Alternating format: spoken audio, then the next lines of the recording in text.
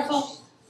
Hey, we're back with our next guest, who is Mariah, and she is involved. Jen, I wanted you to hear this. This is about Paint the Town Red. Do you know about Paint the Town Red? No. So, Mariah, can you give a quick synopsis of what I was going to say, so before, I'm actually going to break it to you guys here, ironically. The event in its theme and theory will still go on. It has been postponed. Drew's hearing it first. Logistics, something having to do with Sandy destroying part of the piece. Oh, I know. I've been in a performance that's totally... I was like, okay, but here's the theory around Paint the Town Red. And I just want to give a little, I guess, of a background introduction on myself. Okay. So I've been an activist for a while, since my early teen years. And I was very lucky to have met and be mentored by the great Sylvia Rivera herself. So being transgender, transsexual, obviously issues of transgender experience are dear to my heart. I am also very close to the Black gay community and the ballroom community. This community finds its roots and its historic ancestry in the West Village. So GMAD, myself, in conjunction with the Albert Santana Ballroom Archive and Oral History Project, hope to put a permanent memorial on the pier or in the West Village to the gay Black. As it should be. As it should be. Yes. We've all seen Paris is Burning. We've all seen, and if you haven't, you should Google the clips of the legendary Crystal LaBeija in Warhol's time criticizing a panel at an original drag ball for being racist. But all of our, we believe, community's founders, especially Stonewall in itself and all of its transgender veterans, find home in history in the West Village. And so GMAD and myself, blah, blah, blah, again, are hoping to put this memorial by kicking some kind of kickoff memorial event to start the process to get the memorial put there. But there were other issues within this that aren't necessarily named Paint the Town Red, that Paint the Town Red encompasses. So Paint the Town Red was just the theme we thought of to be catchy. We think it's more important that the gay community and the world start to pay more attention to transgender people and having history in all of our lives and all cultures throughout the world. I think it was Leslie Feinberg that wrote a book a while ago, Transgender Warriors. I find it very telling. Most civilizations going back to the beginning of time have had transgender or gender variant people at the central to their spiritual or cultural beliefs. It's only in which is not surprising. Right, of course, because we're fabulous. It's like we're human nature. Yeah. It's almost like we have the best of both without really having the best of both, but having the best of both, it's very, very tricky. Well, it can be. Exactly. So, well, for people that don't know how to be comfortable. What I meant is even tricky for me. I mean, I'm trans. I even have to wrap my mind out around the conundrum. I mean, so I'll share this with everyone. Please do. I'm post-op, and it's ironic. I do a lot of HIV/AIDS prevention. The conversation of topping and bottoming comes up a lot. So having had the equipment and been on both sides of the playing field, I can attest that I think that when you were referencing to bear, it's a little different. But in terms of barebacking, people are just being lazy and they want to not use protection. I am quite outspoken and vocal. I apologize if people have different positions. I've been doing... And no pun intended. No pun intended. Please. And if you like, I suggest some positions. And so I've been a few. Yeah, at least. exactly. Several. There is also a lot of exciting... So HIV and AIDS are close to my heart. Me too. And curing it, this is going to be a bold statement, curing it is within, I believe, the potential and power of this generation. I'm a part of HIV vaccine trial studies out of Columbia University.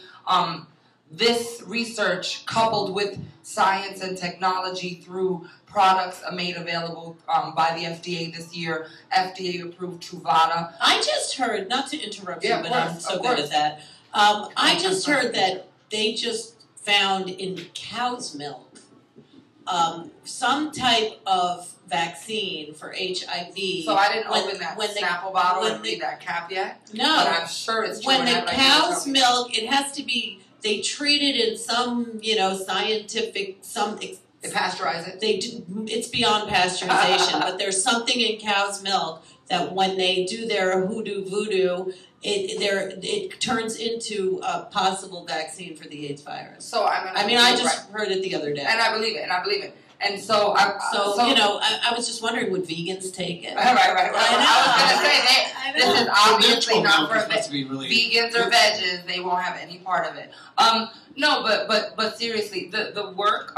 So my mom died of AIDS. A lot of my friends died of AIDS. My brother. Your brother. I've known dozens and dozens of people that have died of AIDS. I mean, as much as this makes us sad, it represents the poignancy. They're the brave ones. They're the brave paving the road. They're paving the road. I feel that. Right. And so we have to now not let their suffer and struggling be in vain. Here's the joke, kids. The invention of the condom, way before AIDS even was a thought of, was really the way to fix it. I've been a sex worker, and I'm a lead organizer of sex slut walk NYC. I love slut walk. Look at me, sex and slut just go on the same. Well, slut walk is very important. Why would kids take that risk? I mean, when you know. Well, right. That's my point. You're going to be promiscuous. Well, right. But you don't think like that. Here's what you don't, but you have to. You do. See, my kids are like brainwashed. Not brainwashed, but yes, drilled. They know, drilled. Safe sex, like whatever. See, and I'm glad that because I wasn't prepared. But our generation was dumber, I think. We didn't know. Well, that's what I was gonna say. Here's the deal. I was on a panel recently with a bunch of people asked by the people at the vaccine trial to go on this panel. And when I got on the panel, I felt a little set up because I was there with 2 male porn stars, and these porn stars. First of all, they didn't want to be called porn stars. They were artists. Entertainers. Whatever they were. Well, the first thing I did, because they gave my loud ass a mic, the first thing I did is make clear as soon as I spoke is that I'm a sex worker. You're a sex worker. I just do what I do behind closed doors. People can buy and rent you, sort of. So fine, that's good of you. You like to download you. That's great. But the only difference is how we conduct it. And in fact, I'm proud to say that I have had thousands of sexual partners and am still negative. The reason this is because universal precaution works. And I'll get to why that's important in a second. So we're waiting for pharmaceutical companies and an industry to come up with this great cure. Well, the cure was invented when the condom was invented. Right. The proper application of universal precaution techniques will keep anybody disease-free. And even syphilis-free. Yeah. Anybody disease-free. Yeah. Now, maybe not LSD-free. Right, not LSD-free. And if you're messing with the people I'm messing with, it won't keep you much more free, but it'll keep you disease-free. It will. And pregnancy-free. And pregnancy-free. So here's where this bold new statement that me and people over at Gay Men of African Descent and others want to make clear to this generation. The end of AIDS is within sight. Vaccine research coupled with post-exposure treatment and prophylaxis via Truvada presents enough options so that people that are already infected can get treatment that is not toxic the way it used to be. Right. My brother, the medication is pretty much what killed him. Right. And like chemo. Right. It's awful. It's absolutely toxic. But again, and this is only because I think saving lives and using limited time to the best of my interest is worth it. I want to just drill that again, condoms and post-exposure medication for those that are not positive, that are risky, and medication for those who have it. Seriously, the medications have improved. And they work. And they work. And so people, so the way you deal with a medical crisis, the methodology from, if it could have been applied to the bubonic plague, to tuberculosis, and other things, is you inoculate those who can be inoculated. Right. And then, sounds shady, you deal with and treat those who have already contracted the virus until they expire, and you deal with the next generation. And then safe sex really can And this is solely medical and science methodology. Exactly. We have a problem with generations of people becoming complacent with the fact that it's not going to happen. No. Plus, you don't want to have to be taking all this medicine. It's going to cost you a lot of money. Exactly. You know what's so funny? I had a conversation. So Rue, you got me cheap and easy. There are a lot of things that I'm willing to say for the first time here because I'm in good presence. So I and others, colleagues of mine, I'll let them do this themselves, are going to announce this year potential plans to work with both sides of the aisle in Congress to flood local and national localities with resources, money for HIV and AIDS. But can you just say for like, you know, HIV and AIDS for dummies? Yeah. People don't get the difference between HIV and AIDS. AIDS is the name that doctors have come up with using verbiage and semantics to name a class of sickness you have reached via acquiring the human immunodeficiency which is virus. the HIV virus. So when you get the virus, you can have HIV and you don't necessarily get full-blown AIDS. No, absolutely. AIDS is the name for what happens when you've reached a certain point of degradation in your immune system. Exactly. It is a certain point that your immune system has been degraded or damaged. Yes. And it's a way of doctors measuring your progress or relapse by the disease and the virus. But what I was going to get to is the bold new approach or campaign or position that a lot of leaders are going to take is that the services that the Republicans probably don't like us getting could be cut off in a certain amount of years. But they can only be cut off if they flood us with money now. Something similar to the military surge in Iraq or Iran. But if you flood us with resources now, the scientists and the doctors will win. They'll get it. They will get what they have to get instead of because they're so close. They're so close, and not even close. I mean, even based on what we have now, again, condoms and Truvada alone would make it so that if people were to address their practices, and that's people like me and organizations like GMAD finding programs to get to them. I've heard that people that don't wear seatbelts are more likely not to wear a condom. I've heard that too. Yeah. You know what? It's ironic you say that, actually, because I want to point out another thing.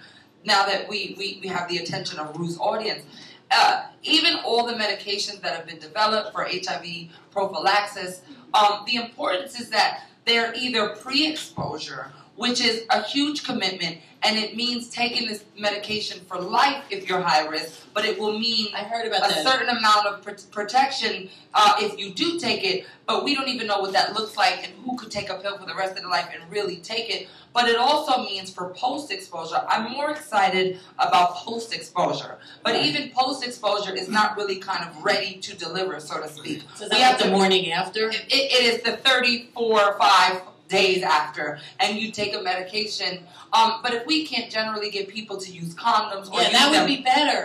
Right. Yeah. But here's the terminology: we're going to have to eventually implement a multi-tiered strategy.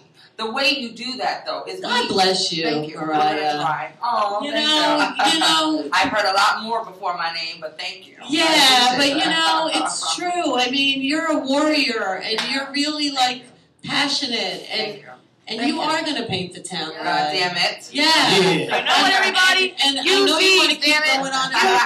Yes. You love it. And then I want to condom and lube. And so that's important too, and I won't make this all about my little HIV 101. Well, Paint the Town has been postponed. I'll say it clearly, but we want to. But it's a collection of artists. It's a collection of artists that have created art at the behest of ballroom to honor ballroom's dead. So painters, sculptors, they have been asked, because the event itself is postponed, that just gives more time for great artists to create more art. Let us get over Sandy. The art, exactly. You know, fuck Sandy. Fuck her and everything. Well, she fucked us. That's the name of our event. She did fuck us. Our event next week. And I don't think she used a condom either. No, you know, it was quite wet. No, I know she used a lot of lube. It was quite wet. It was rough, too. She likes it rough. She does like it rough. On that condom subject, I think it's another, important thing. So where do we have these holes in treatment or care or prevention? So let's just say we'll play all the scenarios. Let's say you use a condom. When does it break? It breaks when there's friction okay, there's friction when there's not enough lube. So we explain to people that the condom is like 70% of it, but the lube, even though it's 30 and less than 70, is so important in prevention.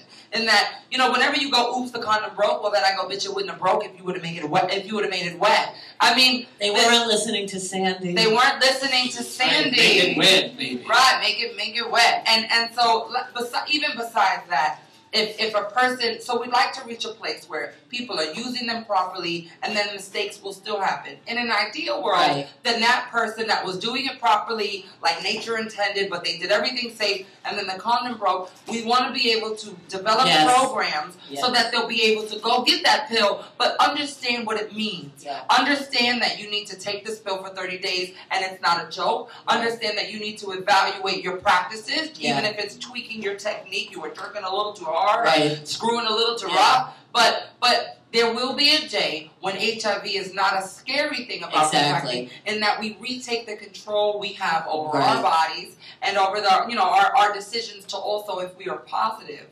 make very clear, responsible, universal precaution techniques. No, I will not screw you raw just because you want it. No, I will not let you blow me raw and do all types of nasty things just because I assume you know the risk. And so, I mean, Paint the Town. It's just being human. Exactly. I actually want to make another historic announcement. You're getting me cheap and easy today. As Sylvia's daughter, I thought it was important to follow her legacy. In researching something recently, it pissed me off. And I found out that Marsha P. Johnson, the dear sister and forerunner to our movement, and Sylvia, her body was pulled in July of 1992 off of Christopher Street out of the Hudson with a gunshot wound, but they closed the case and failed to investigate or said it was suicide. I've got someone from the Manhattan DA's office, a wonderful old soul, to agree to look into and have somebody review the autopsy report for the legendary Marsha P. Johnson. It is my hope to use, so I also don't think we'll find the person either, but what I think is important is that just for the sake of unsullying her name, for clearing up the history books and her reputation, and for giving us back some dignity, I think they should clear it up as not being a suicide. I will use this finding as a platform and the bully pulpit, to announce other more important goals of the transgender community and what we're going to do going forward. Has there been a law and order yet on that? I'm sorry. There will be now. It sounds like a law and order. There will be now. I know. You know what's so funny? I actually, as a New Yorker, can I just say this is a complete tangent moment? Absolutely. But I fucking love law and order. And don't they absolutely get it right sometimes? Yeah. You want to sit there and pick them apart like that's not real. And then sometimes you're like, shit, that's like looks really real. Exactly. That butcher is my butcher. That baker is my baker. That old lady on the block is my old lady. The crazy thing is, like, murder actually happened on our block, like, a couple years ago, and I walk out with my kids, and my kids are like, it's a law and order. And I'm like, no, guys, it's real. They're like, no, it's not. Ma'am, step over the chalk, please. Yeah, that's what it don't kick the body. Exactly. Please don't kick the body. It should have been an extra. Right, exactly. So, on another tangent, use these. I can't thank you enough, and you have to come back when Paint the Town Red is going to happen, because you could be a regular. We would like you as a spokesperson. Speaking of regulars, you can reach me at. Well, we want a skeleton from your closet, because it is National Fast Food Day, and we have all these cute little fast food items. You know what the irony is? That I was a savory fat child. I liked popcorn and chips. You have all sweets there. No. Here are French fries. We got those French fries. But it's just the novelty, She's my friend. lying. It's the novelty. So do you have a skeleton in your closet? You know what's ironic in that? And because I've kind of like been a hooker publicly and shit since I was little, it's really, there aren't a lot of secrets. Sometimes when I'm really stoned, I get like a half a gallon of 2% milk, and I eat the entire box of cereal. And that happens. And I chug it. That's so easy to do.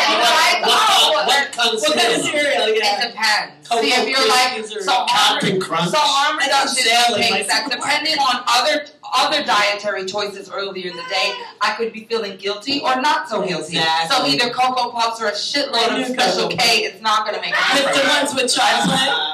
There's Special K. Right, you feel like you're doing something and you're like, give it to me now. Exactly. There you go. Enjoy. So give the website. Well, GMAD.org, because I'm a volunteer. And it's GMAD.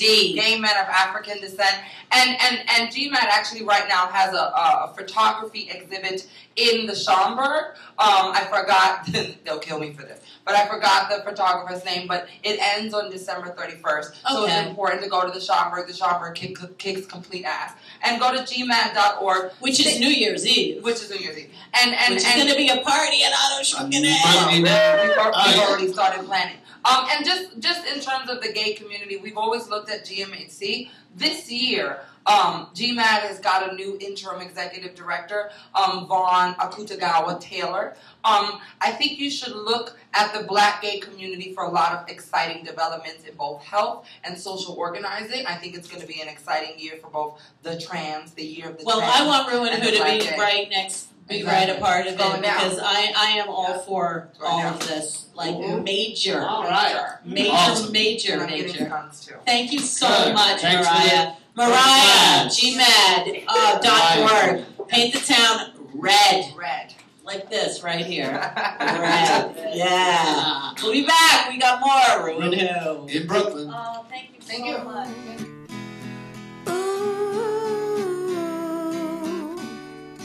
The most beautiful boy you ever did see.